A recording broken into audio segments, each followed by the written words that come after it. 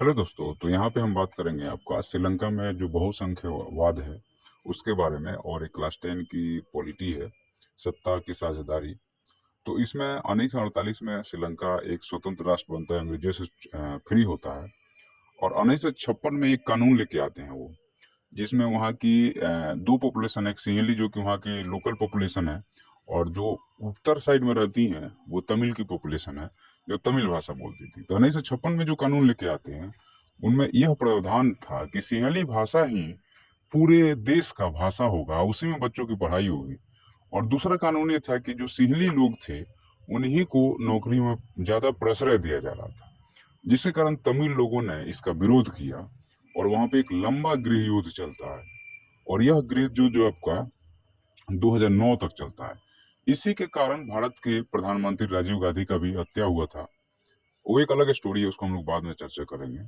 अब यहाँ पे यह एक मान्यता है कि जो बहुसंख्यवाद होता है वो मनमानी करता है, या वो सत्ता में दूसरे कम माइनॉरिटी या अल्पसंख्यक लोग हैं उनको सत्ता में शेयर नहीं करने देता है।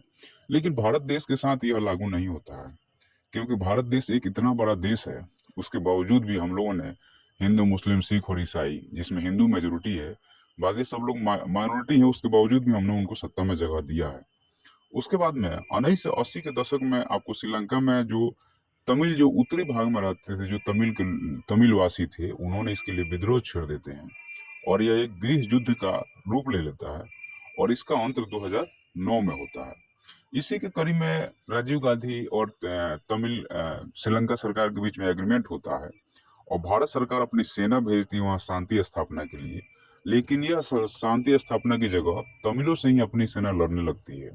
इससे तमिलवासी, ये तमिलनाडु के लोग नाराज हो जाते हैं, और बम से, चूंकि राजीव गांधी के एक समारोह जो था वो तमिलनाडु में होता है, जहाँ पे बम से उनको उड़ा दिया जाता है। तो एक आंतरिक, किसी के आंतरिक झगड़े में अपने को नहीं पड़ना चाहिए। इसीलिए बांग्लादेश में अभी जो चल रहा है उसमें भारत सरकार इस बार उतना हस्तक्षेप नहीं करके थोड़ा सा दूरी बना करके चल रही है। तो यहाँ पे सत्ता में साझेदारी को लेकर के आप एनसीईआरटी की जो हिंदी मीडियम है, चूंकि अब तो ये ऑल इंडिया में चलने लगा है नई एजुकेशन पॉलिसी के हिसाब से, तो अपन पूरा हिंदी मीडियम को कवर करेंगे। धन्यवाद।